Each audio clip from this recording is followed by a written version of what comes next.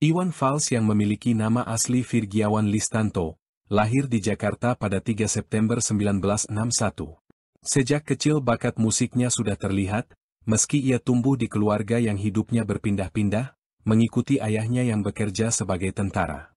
Kecintaannya pada musik semakin dalam, ketika remaja, dan Iwan mulai menulis lagu-lagu yang terinspirasi dari realitas sosial yang ia saksikan di sekitarnya. Di usia muda Iwan Fals sering tampil di acara-acara lokal, bernyanyi di jalanan, hingga mengikuti kompetisi musik. Suaranya yang khas dan lirik-lirik yang penuh makna segera menarik perhatian banyak orang. Namun perjalanan menuju kesuksesan tidaklah mudah. Pada awal karirnya, Iwan Fals harus mengalami jatuh bangun, termasuk menghadapi penolakan oleh beberapa label rekaman. Ia tetap gigih dan terus menciptakan lagu yang bercerita tentang kehidupan rakyat biasa, isu sosial, politik, dan ketidakadilan yang terjadi di Indonesia.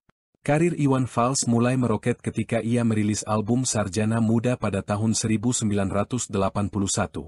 Album ini sukses besar dan menjadikan Iwan Fals sebagai salah satu musisi yang diperhitungkan. Dengan gaya musik folk yang sederhana namun penuh kekuatan, lagu-lagunya menjadi suara bagi rakyat kecil yang sering kali terpinggirkan.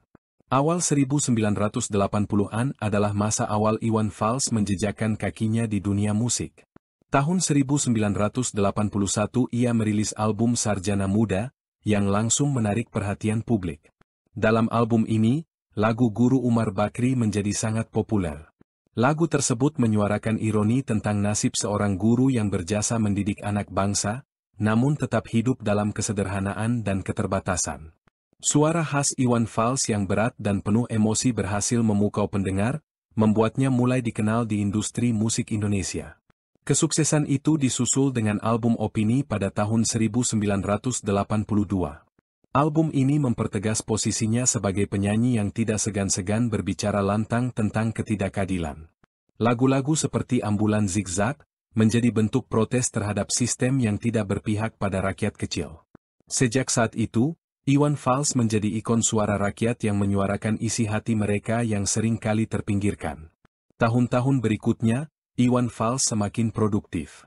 Album Sumbang, 1983, Sugali, 1984, dan Kamar Gelap, 1985, meluncur berturut-turut, semakin mengukuhkan Iwan Fals sebagai seniman yang berani. Pada masa Orde Baru, di mana kebebasan berpendapat sangat terbatas, lagu-lagu Iwan Fals menjadi semacam oase keberanian. Album-album ini mengusung tema-tema kritik sosial dan politik yang tajam, meski penuh risiko disensor atau bahkan dicekal.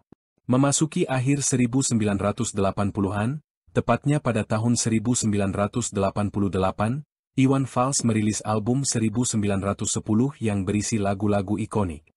Lagu-lagu ini menjadi semacam himne perlawanan generasi muda terhadap pemerintahan yang represif. Lagu-lagu tersebut masih relevan hingga saat ini, bahkan sering dinyanyikan kembali dalam berbagai aksi demonstrasi. Di penghujung dekade itu, Iwan Fals bergabung dengan grup Suami dan merilis album Suami pada tahun 1989. Kolaborasi ini melahirkan lagu-lagu yang legendaris seperti Bongkar dan Bento, bercerita tentang sosok penguasa korup, menjadi simbol kritik sosial yang sangat berani pada masanya. Semangat perlawanan dari album ini semakin menyulut semangat generasi muda untuk berani berbicara. Tahun berikutnya, bersama grup Kantata Takwa, Iwan Fals meluncurkan album berjudul sama yang menampilkan lagu-lagu penuh pesan dan makna, seperti Kesaksian. Namun keberanian Iwan Fals tidak selalu berjalan mulus. Pada masa Orde Baru, ia sempat berhadapan dengan sensor pemerintah dan ancaman pelarangan konser karena lirik-liriknya yang dianggap terlalu kritis. Meski demikian, ia tidak gentar. Justru ia semakin dikenal sebagai musisi yang berani bersuara lantang untuk keadilan. Memasuki tahun 1990-an, musik Iwan Fals semakin matang. Ia merilis album Cikal pada 1991, di mana lirik-liriknya menjadi lebih reflektif dan pribadi. Lagu Cikal yang dipersembahkan untuk anak-anaknya menunjukkan sisi lain dari Iwan Fals, yang tidak hanya sebagai penyanyi kritis, tetapi juga seorang ayah yang peduli kepada anak-anaknya. Album Belum Ada Judul yang dirilis pada 1992, menjadi salah satu karya terbaiknya, dengan lirik yang penuh perenungan tentang kehidupan. Namun perjalanan hidupnya tidak selalu mulus. Pada tahun 1997, duka mendalam melanda ketika putra sulungnya, Galang Rambu Anarki, meninggal dunia. Kehilangan ini sangat mempengaruhi Iwan Fals, baik secara pribadi maupun musikal. Meski terpukul, ia terus berkarya dan merilis album-album yang lebih introspektif. Di era 2000-an, Iwan Fals merilis album Suara Hati yang mengusung nuansa yang lebih introspektif dan personal, menandakan perubahan arah dalam musiknya yang semakin matang. Meskipun lagu-lagunya tidak sekeras kritik sosial di masa lalu, ia tetap memegang prinsip untuk menyuarakan kebenaran. Album Manusia Setengah Dewa, 2004, memperlihatkan bahwa ia masih memiliki nyala api kritik terhadap ketidakadilan sosial.